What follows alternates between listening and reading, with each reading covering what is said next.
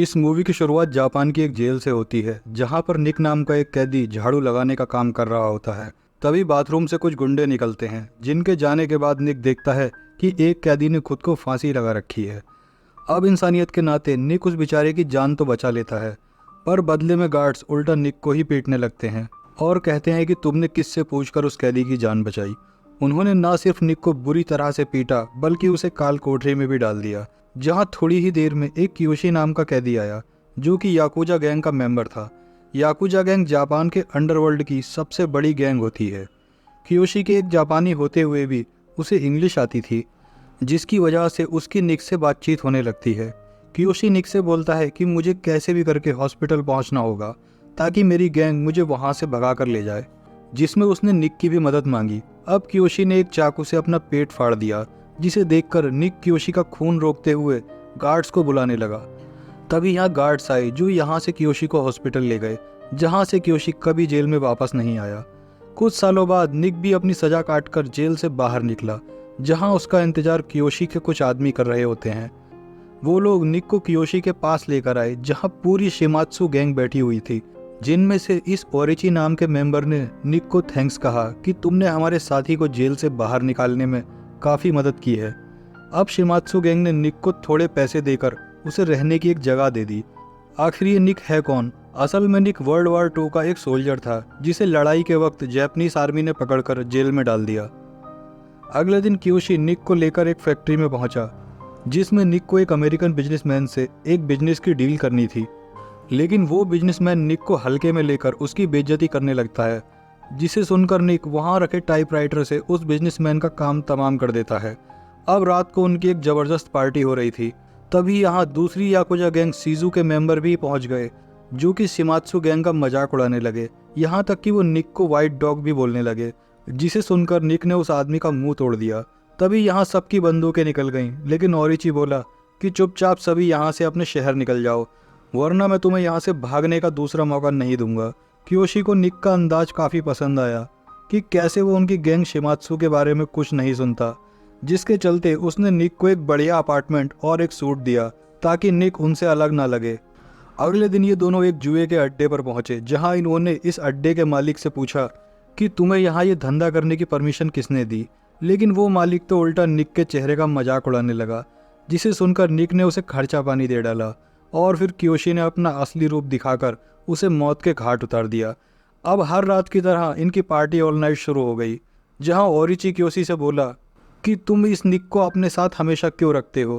Kiyoshi बोला कि मुझे इस पर सबसे ज़्यादा भरोसा है। तभी वहां निक आया, जो कियोशी से पूछने लगा कि इस ओरिची की 2 उंगलियां कहाँ गायब हो गई हैं। तब कियोशी बोला कि अगर कोई याकुजा फैमिली में हमारे मेन बॉस को गुस्सा दिलाए तो उसे अपनी उंगली काट कर देनी पड़ती है। तभी कियोशी को पता चला कि उसकी छोटी बहन मियू भी यहीं पार्टी कर रही है, जिसे देखते ही वो मियू को साइड में ले आया और निक से बोला कि मेरी बहन को सेफ्टी के साथ घर छोड़ाओ। लेकिन कार में ही मियू निक को पसंद करने लगी, जिसके बाद निक पूरी सेफ्टी के साथ मियू के घर में ही सो गया। अगले दिन कियोशी ने निक को एक काम दिया कि तुम्हें जापानीज पोर्ट जाकर हमारे लिए हथियारों की एक डील करनी होगी, और इस डील के बारे में शिमात्सु गैंग तक को नहीं पता। कियोशी की बात मानकर निक काफ़ी सारे पैसे लेकर जापानीज पोर्ट पहुंच गया।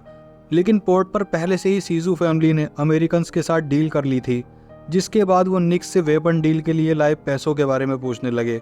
लेकिन निक के कुछ ना बताने पर वो निक को शूट करते, इससे पहले ही निक ने शिजू गैंग के 2 लोगों को मार गिराया।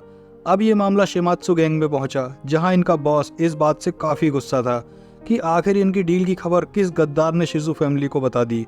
साथ ही ओरिची और कियोशी बॉस को समझाने में लगे कि निक ने सीजू गैंग से हमारे पैसे बचाए हैं। लेकिन तब भी बॉस को गुस्से में देखकर निक ने अपनी 2 उंगली बॉस को दे दी, जिसके बाद कियोशी और ओरिची ने भी एक एक फिंगर बॉस को दी। अब ये चारों फिंगर शिजू फैमिली के बॉस को भेजी गई। वो फिंगर्स को देखकर इस लड़ाई में कंप्रोमाइज़ करने के लिए मान गया। यहाँ शिमात्सु बॉस निक की वफादारी देखकर उसे एक जंगल में लेकर आया, जहाँ इनकी धार्मिक रस्म के हिसाब से उसने निक को शिमात्सु फैमिली में ऐड कर लिया। जिसके बाद निक ने भी याकुजा बनते ही अपनी पूरी बॉडी पर टैटू बनवा लिए। अब हर रात की तरह इनकी पार्टी शुरू हुई, जहाँ कियोशी निक को समझाने लगा कि मैं तुम्हारे और मियू के रिश्ते के बारे में सब जानता हूँ, लेकिन तुम्हें ये सब रोक देना चाहिए, क्योंकि एक याकुजा फैमिली का मेंबर हमेशा ही खतरे में रहता है। कियोशी की हर बात मानते हुए निक ने उसकी ये बात भी मान ली। अगले दिन शिजू गैंग ने अपने एक बिजनेसमैन शिमात्सु गैंग के पास भेजा। शिजू गैंग ने शिमात्सु गैंग को ऑफर किया कि तुम सबको हमारी गैंग में शामिल हो जाना चाहिए, क्योंकि एक तो उनका बॉस बूढ़ा हो चुका था, साथ ही शिजू गैंग के बिजनेस में पैसों की कोई कमी नहीं थी। ये सुनकर बॉस ने उसी रात शिजू लीडर के साथ एक मीटिंग रखी, जहां शिजू बोला कि आप अपनी शिमात्सु गैंग को मेरे हवाले कर दीजिए, मैं उनका शिजू गैंग में अच्छे से ध्यान रखूंगा। लेकिन बॉस बोला कि तुम ये कैसे भूल गए कि तुम्हारी गैंग खुद हमसे ही निकलकर बनी है। ये कहकर शिमात्सु बॉस ने शिजू का ऑफर ठुकरा दिया। अगली बार सुबह निक मियू से मिलने पहुंचा, जहां मियू के चेहरे पर काफ़ी चोटें लगी हुई थी। असल में कल रात जब निक मियू से मिलने नहीं आ पाया, तब यहाँ मियू का एक्स लवर ओरिची आया, जिसने मियू को एक अमेरिकन के साथ रहने की वजह से खूब पीटा। ये पता चलते ही निक ओरिची से लड़ने जाने लगा, लेकिन तभी उसे मियू ने रोक लिया, क्योंकि अब वो निक के बच्चे की माँ बनने वाली थी और अब वो किसी भी कीमत पर निक को नहीं खोना चाहती थी। ये सुनकर निक यहाँ से चला गया, लेकिन उसके मन में ओरिची के लिए नफरत जाग चुकी थी। तभी वो यहाँ से कियोशी के पास पहुँचा। यहाँ उसने कियोशी को मियू के प्रेग्नेंट होने की बात बता दी। साथ ही उसने कहा कि अब वो मियू को नहीं छोड़ सकता। ये सुनकर कियोशी ने निक को अपनी खानदानी तलवार दी कि अब तुम्हें ही हमारे खानदान की इज्जत का ख्याल रखना होगा। उसी दिन शिमात्सु बॉस कियोशी और निक के साथ टेलर शॉप में गया, जहां निक को कुछ अजीब सा लगने लगा। तभी उसने शॉप के चेंजिंग रूम में देखा कि एक लड़का उसके बॉस का गला घोट रहा है। तभी कियोशी ने उस लड़के को मार गिराया और ये दोनों अपने बॉस को यहाँ से लेकर भागने लगे। लेकिन इतने में ही दूसरी तरफ से शिजू गैंग के कुछ लोग आए, जो कियोशी की कार पर फायरिंग करके चले गए। इस फायरिंग में निक और बॉस को तो कुछ नहीं हुआ, लेकिन बेचारा कियोशी मारा गया। जिसके तुरंत बाद बॉस ने एक मीटिंग बुलाई, जहां उन्हें पता चला कि उनकी फैमिली के काफ़ी लोग शिजू फैमिली से मिल चुके हैं। साथ ही ओरिची का भी कुछ अता पता नहीं चल रहा था। इस सिचुएशन में शिमात्सु गैंग के बचे हुए मेंबर्स का मानना था कि अभी हमें शांत रहना चाहिए, लेकिन निक बोला कि मैंने अपनी फैमिली और लीडर्स को प्रोटेक्ट करने की कसम खाई है, तो मैं बिल्कुल भी पीछे नहीं हटने वाला। ये सुनकर उन सबके हौसले बुलंद हो गए, जिसके बाद इन्होंने नंबर में कम होने के बाद भी शिजू गैंग के बड़े बड़े लीडर्स को उड़ाना शुरू कर दिया। निक ने उस आदमी को भी मार दिया जिसने कियोशी पर गोली चलाई थी। अब जब शिजू गैंग को इस सब के बारे में पता चला तो वो थोड़ा शॉक हो गए, इसलिए उन्होंने शिमात्सु गैंग के पास एक बच्चे को अपना मैसेंजर बना के भेजा, जहां वो बच्चा बोला कि शिजू फैमिली आपके साथ शांति बनाना चाहती है, जिसके चलते आप लोगों को जापानीज पोर्ट पर बिना किसी हथियार के इनवाइट किया गया है। शिजू की बात मानकर शिमात्सु फैमिली जापानीज पोर्ट पर पहुंच गई, जहां बॉस ने शिजू लीडर से पूछा कि बताओ तुम क्या चाहते हो। तब शिजू लीडर बोला, मुझे आपसे कुछ नहीं चाहिए, बल्कि मैं तो आपको आपका पुराना मेंबर वापस दे रहा हूँ। वो मेंबर और कोई नहीं बल्कि ओरिची था, जिसको बॉस ने अपने गले से लगा लिया। लेकिन तभी ओरिची ने धोखे से बॉस की पीठ में ही चाकू घोंप दिया। उसे रोकने शिमात्सु गैंग आगे आई, लेकिन तभी वहाँ शिजू गैंग के लोगों ने उन्हें गन पॉइंट पर ले लिया। तब भी निक बिना सोचे आगे बढ़ा, जहाँ ऊपर बैठे एक स्नाइपर ने उसके पैर में गोली मार दी। अपना काम निपटाकर शिजू लीडर यहाँ से चलता बना, जिसके बाद ओरिची ने बचे हुए शिमात्सु मेंबर को हिदायत दी कि तुम सबको भी शिजू गैंग में आ जाना चाहिए। उसने निक को भी ऑर्डर दिया कि तुम जल्द से जल्द मियू और जापान दोनों छोड़कर यहाँ से निकल जाओ।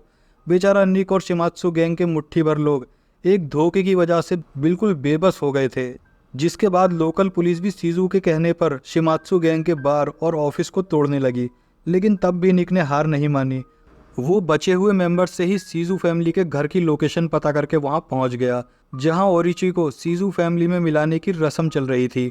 निक अपने साथ कियोशी की दी हुई वो खानदानी तलवार भी लाया था, जहां वो बोला अगर ओरिची एक सच्चा याकुजा है तो उससे अकेले में फाइट करे। तब ओरिची बोला कि तुम बस एक वाइट डॉग हो जिसके साथ लड़के मैं अपने हाथ गंदे नहीं करूंगा। लेकिन निक को कैसे भी करके बॉस और कियोशी का बदला लेना था। लेकिन जैसे ही ओरिची ने निक को वो खानदानी तलवार वापस दी, तभी निक ने उसी तलवार से ओरिची की गर्दन उड़ा दी। ये देखकर सबने वहां अपनी गन निकाल ली, लेकिन शिजू बॉस ने सबको रोक दिया, क्योंकि निक ने याकुजा रूल के हिसाब से ही अपनी खानदानी तलवार का इस्तेमाल करके दुश्मन से बदला लिया था। जिसके बाद निक वापस मियू के पास पहुंचा और तभी शिमात्सु के बचे हुए मेंबर्स ने निक के आगे अपना सर झुका दिया, क्योंकि उसने ही कियोशी और उनके बॉस का बदला लिया था, जिसका मतलब अब शिमात्सु गैंग का नया बॉस खुद निक बन गया। दोस्तों, अगर आपको मूवी पसंद आई हो तो मूवी को लाइक और चैनल को सब्सक्राइब जरूर कर दें।